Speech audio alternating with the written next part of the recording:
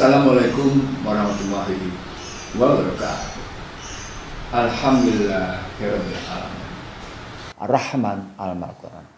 Khalaqal insana 'allamahul bayan. Asyhadu la ilaha illallah wa asyhadu anna Muhammadar Rasulullah. Allahumma sholli ala Muhammad wa ala ali Muhammad. Episode lalu kita bicara tentang bagaimana Al-Quran diturunkan di bulan Ramadan. Bahwa Al-Quran diturunkan di bulan Ramadan harus dalam dua frekuensi yang sama. Yang datang suci, maka yang menerima suci. Itu bahasa saya kemarin. Jadi, yang datang itu suci, yang datang itu agung, yang datang itu uhkimat wa fusilat. Yang datang itu penuh dengan keteraturan, yang datang itu penuh dengan rincian. Maka yang menerima adalah orang yang demikian teratur dan rinci. Rincinya itu nanti dalam hadis. Itu pemahaman dalam Sahrul Ramadan. Nah, yang kedua ini kita lanjutkan. Karena dia akan sampai pada posisi hudalinas wa bayinat minal huda wal furqan. Kalau episode kemarin sudah sampai pada cerita bagaimana hebatnya Al-Quran secara sistematik, secara analitik, secara metodologis dan pembuktian, dan dengan diksi narasi yang luar biasa pilihannya, karena memang bukan pilihan manusia, tapi itu pilihan Allah, gitu ya. Maka kemarin kita sudah menggunakan istilah pada episode sebelumnya dengan merujuk pada ad-duha. Misalnya tentang wawajadaka dolan fahada wawajadaka ailan fa'akna. Bagaimana istilah ailan fa'akna tidak disebut sebagai dan kemudian aku berikan engkau kekayaan, tapi aku berikan engkau kecukupan. Gitu. Engkau mendapatkan dirimu dalam posisi kekurangan, lalu kemudian aku yang mencukupkan. Aku yang memberi kecukupan. Itu di ayat 8. Itu penggunaan diksi dan narasi yang luar biasa. Artinya sesungguhnya walaupun dalam hadis ada disebut misalnya Rasulullah misalnya dalam posisi tertentu perutnya sampai diganjel dengan batu-batu kerikil, itu bukan dalam rangka Rasulullah tidak berkecukupan. Justru di situ ada posisi yang sedang diimprove oleh Rasulullah dalam pemahaman saya. Dia sedang meleverage dan sedang meningkatkan kualitas energinya. Jangan lupa dalam 10 tahun terakhir di Madinah ketika sudah hijrah, beberapa pertempuran justru dilakukan pada bulan Ramadan. Justru dalam posisi puasa. Apa artinya? Fisik boleh melemah. Tapi kemudian ternyata energinya meningkat luar biasa. Ketika energi itu meningkat luar biasa, maka fisik ikut sesungguhnya. Saya ulang. Ketika energinya meningkat luar biasa, maka fisik ikut sesungguhnya. Maka tidak ada kelelahan. Maka tidak ada kelemahan. Nah, di situ ketemu mereka yang mendapatkan cobaan tidaklah menjadi lemah. Itu di Al-Imran. Mereka yang mendapat tantangan tidaklah menjadi lengah gitu. Itu di Al-Imran kelihatan rumusannya begitu.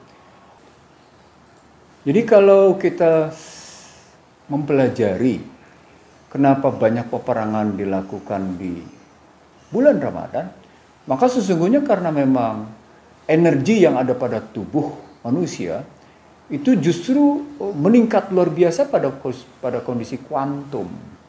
Dia punya semangat yang luar biasa karena panggilan kecintaan. Panggilan kecintaan untuk menegakkan ajaran. Jadi ketika Al-Quran dinyatakan sebagai Furqan, Furqan itu menunjukkan satu kondisi di mana manusia yang satu dengan manusia yang lain berbeda disebabkan dia minaz zulumati ilan nur. Dia dari kegelapan menuju ke terangan, dan itu berarti memang terangnya itu karena energi suci yang kemudian memang memenerangi alam semestanya, ketemu rahmatan lil alaminnya. Jadi, nah, berpikir seperti ini sesungguhnya hanya bisa kita pelajari dengan baik andai kata Al-Baqarah 185 Sahrul Ramadan allazi unzila fihil Quran hudalinas. Nah, tadi hudalinasnya dalam rangka minazulmati ila nur. Wabainat itu berarti bagaimana menapaki kehidupan dengan penjelasan-penjelasan yang ada. Wabainat minal huda wal furqan, yang demikian seterang-terangnya dan kemudian menjadi pembeda. Pembedanya karena Anda bukan bagian dari orang-orang yang kafir, bukan orang-orang yang munafik, bukan orang-orang yang suka menipu, yang suka berdusta, bukan orang-orang yang suka melakukan kerusakan, tapi orang-orang yang menebar kebaikan ke sepenjuru bumi. Garis bawahi, mereka yang menebar kebaikan ke penjuru bumi. Nah, bagaimana kebaikan itu bisa disebarkan ke sepenjuru bumi? Itu karena para pemimpin masyarakat, baik formal maupun informal, menjalankan ajaran dan tidak mengutamakan dirinya, dalam bahasa yang lain, meminimalkan atau menihilkan kepentingan subjektif dan keluarga serta kelompoknya. Sepanjang yang muncul dari seorang pemimpin masyarakat, apakah dia formal atau informal, presiden atau RT, tokoh intelektual atau kemudian tokoh lainnya gitu, mengutamakan dirinya, punya kepentingan subjektif yang tinggi, punya kepentingan diri dan keluarga yang tinggi, punya kepentingan kelompok yang tinggi, maka dia tidak akan pernah mampu menebarkan kebaikan. Nah, dari sana Islam justru mengatakan ditebarkan kebaikan sebagai rahmatan lil alamin, tetapi rahmatan lil alamin ini sebagai efek ganda, sebagai multiplier efek. Dia bukan output, dia bukan outcomes. Harus dibedakan mana posisi output, mana harus dibedakan outcomes, mana rahmatan lil alamin. Output dari orang-orang beriman yang menjalankan puasa dan memegang teguh Al-Quran adalah orang-orang yang selalu amar ma'ruf nahi munkar. Menebar kebaikan, mencegah keburukan, mencegah kemungkaran. Itu outputnya. Outcomes-nya gitu ya, penghormatan atas satu sama lain dalam kehidupan. Walaupun non-muslim, keluarlah qul ya ayyuhal kafirun. Keluarlah kalimat amalmu, amalmu, amalku, amalku. Kepercayaanmu, kepercayaanmu. Agamamu, agamaku. Agamaku, agamaku. Nah, kalau sudah dalam posisi saling hormat, menghormati, harga menghargai, karena pengakuan perbedaan seperti itu, maka tidak suka, tidak suka. Tidak boleh ada pemaksaan terhadap agama yang berbeda satu sama lain untuk mengikuti agama dirinya. La ikraha fid din qad tabayyana rus. Jadi Islam tidak akan pernah memaksakan pihak lain yang non-muslim untuk ikut ke dalam Islam. Sebaliknya, berlaku juga bagi pihak yang non-muslim untuk tidak memaksa muslim mengikuti agamanya. Itu saling menghormati, itu saling menghargai.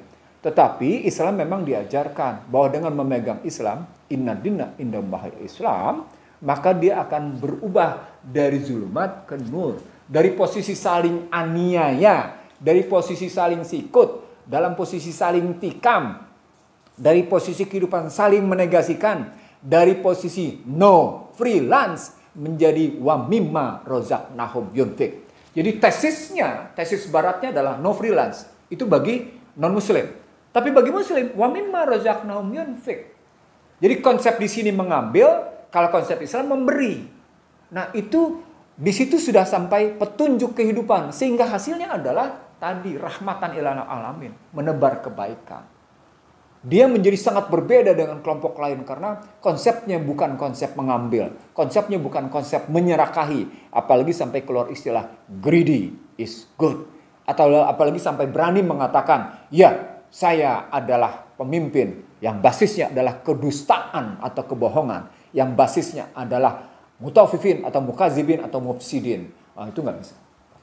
Itu tidak dikenal. Sekali lagi, ketika masuk ke dalam sahrul Ramadan allazi unzila fihil Quran, dia sesungguhnya menyatakan kehidupan dengan memegang Al-Quran terjadi lewat yang namanya kejujuran, penuh dengan sikap berbagi dan menghilangkan mimpi-mimpi tentang sesuatu yang buruk atau sesuatu yang tidak layak dalam kehidupan.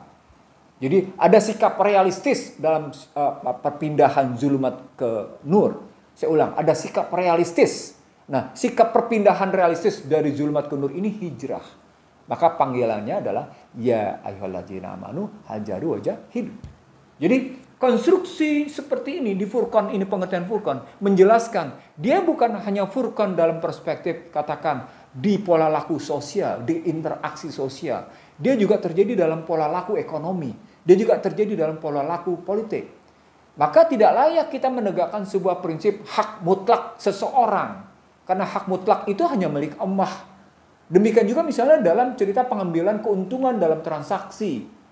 Harus ditegaskan, harus jelas bahwa keuntungan yang diraih oleh para pihak didasarkan atas keikhlasan satu sama lain.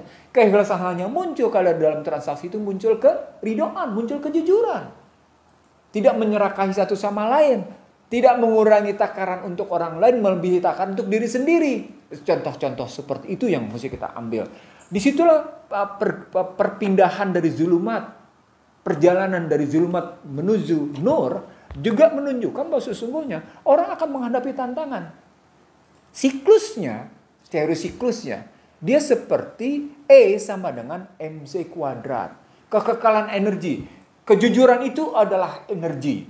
Dan karena dia energi, dia berlaku, dia tunduk pada rumus E sama dengan MC kuadrat. Artinya tidak mungkin kejujuran tanpa dijalani dengan konsistenan. Sebaliknya, pasti ketidakjujuran dijalani juga dengan konsisten. Jadi dua nih yang negatif nih. Di baris atasnya adalah kejujuran, di garis bawahnya adalah kedustaan. Masing-masing konsisten di dalam keduanya, cuma ujungnya berbeda. Kejujuran akan melahirkan namanya nafsul mutmainah, sementara ketidakjujuran atau kedustaan akan melahirkan namanya kehidupan begitu nistanya, begitu tersiksanya. Di situ furqan. Di situ furqannya, di situ bedanya. Dia hanya bisa berbeda kalau kita sungguh-sungguh istiqomah memegang Al-Quran dan hadis. Salah menjadi tanggung jawab saya, benar karena kehendak Allah semata. Wabillahi taufiq wal hidayah. Wassalamualaikum warahmatullahi wabarakatuh.